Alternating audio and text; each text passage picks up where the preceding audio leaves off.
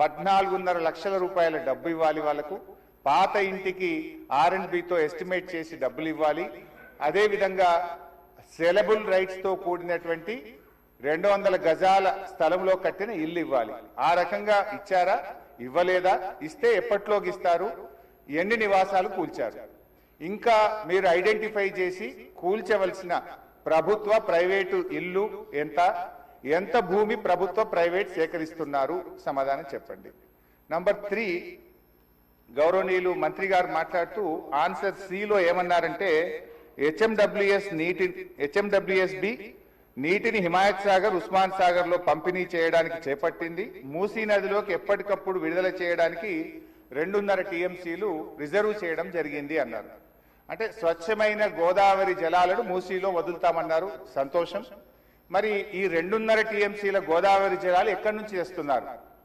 గత ప్రభుత్వం కాళేశ్వరంలో భాగంగా నిర్మించిన మల్లన్న సాగర్ నుంచి నీళ్లు మూసీకి తెస్తున్నారా, ఇంకెక్కడి నుంచైనా గాల్లో నుంచి తెస్తున్నారా? ఆ 2.5 టీఎంసీలు కాళేశ్వరం ప్రాజెక్టులోని మల్లన్న సాగర్ నుంచి వస్తున్నాయా, ఎక్కడి నుంచి వస్తున్నాయో సమాధానం చెప్పండి. తర్వాత అధ్యక్ష, ఈ మూసీ మీ నియోజకవర్గంలోని వికారాబాద్ నుంచి ఆ అనంతగిరి కొండల నుంచి స్టార్ట్ అవుతుంది. గత ప్రభుత్వం మూసీలోకి మురికి నీరు రాకుండా ఉండాలని దాదాపు 32 ఎస్టీపీలు కట్టాం. అందులో ఒకటి మన వికారాబాద్ దగ్గర కూడా ఒక ఎస్టీపీ కట్టాం. ఇవాళ ఆ ఎస్టీపీని మెయింటైన్ చేయక మోటార్లు బీకేసిండ్రు, గడ్డి పెరిగింది. ఆ ఎస్టీపీ ఫంక్షనల్ చేయక వికారాబాద్ మున్సిపాలిటీ మురికి నీరంతా ఈ రోజు మనం తాగుతున్న గండిపేట హిమాయత్ సాగర్ లోకి వస్తున్న విషయం ప్రభుత్వం దృష్టికి వచ్చిందా? ఆ ఎస్టీపీని ఎందుకు మెయింటైన్ చేయడం లేదు అని నేను అడుగుతా ఉన్నా.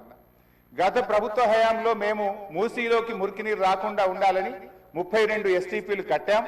మరొక 39 ఎస్టీపీలు కట్టడానికి కేంద్ర ప్రభుత్వానికి అమృత్ పథకం కింద మేము ప్రతిపాదనలు పంపాం.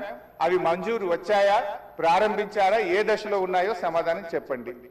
తర్వాత అధ్యక్ష, చివరి క్వశ్చన్, మరి మొన్న వరదలు వచ్చినప్పుడు మూసీ గేట్లు ఒకేసారి తెరిచి ఉద్దేశపూర్వకంగా ప్రజల ఇండ్లు మునిగిపోవాలి, రోడ్లు మునిగిపోవాలని ఈ ఉద్దేశపూర్వకంగా గేట్లు ఎత్తి ముంపు గురి చేసిన విషయం ప్రభుత్వం దృష్టికి వచ్చిందా? ఎందుకంటే పైన ఎంత వర్షం పడుతుంది, ఫ్లడ్ ఎంత ఉన్నదో చూసుకొని ముందే గేట్లు కొద్దిగా ఎత్తితే స్లోగా గ్రాడ్యువల్ గా ఫ్లడ్ బయటకు పోతుంది. కానీ గేట్లు నింపి ఆపిపెట్టి ప్రాజెక్టు మొత్తం నిండిన తర్వాత ఒకేసారి గేట్లు తెరవడం ద్వారా ఓఆర్ఆర్ యొక్క మరి పక్కనుండేటువంటి రోడ్లు కానీ, ఓఆర్ఆర్ యొక్క మన పక్కనుండే రోడ్లు, ఇండ్లు ముంపు ఉద్దేశపూర్వకంగా కావాలనే ప్రభుత్వ పెద్దల యొక్క ఆదేశాలతో ఈ గేట్లు ఎత్తి ముంపు గురి చేసిన విషయం ప్రభుత్వం దృష్టికి వచ్చిందా? ఎందుకు ఆ రకంగా గేట్లు ఎత్తారు? ఒకవేళ ప్రభుత్వానికి ఆ ఉద్దేశం లేకపోతే ఆ అధికారుల మీద ఏమైనా చర్యలు తీసుకున్నారా? సూటిగా సమాధానం చెప్పాలని చెప్పి నేను కోరుతా ఉన్నా అధ్యక్ష.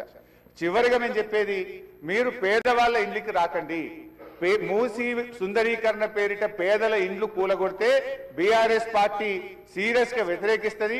అవసరమైతే బుల్డోజర్లకు అడ్డంగా పడుకోనైనా అడ్డుకుంటామని గతంలో చెప్పాం. ఖాళీ స్థలాలు ఉన్నాయి, మీరు ఖాళీ స్థలాల్లో దాన్ని డెవలప్ చేయండి. మూసీలోకి గోదావరి నీళ్లు తెండి, మురికి నీరు లేకుండా చూడండి. కానీ మూసీ పేరిట పేదల ఇండ్లు కూలిస్తే మాత్రం బీఆర్ఎస్ పార్టీ ఎంత మాత్రం ఒప్పుకోదని మీ ద్వారా ప్రభుత్వం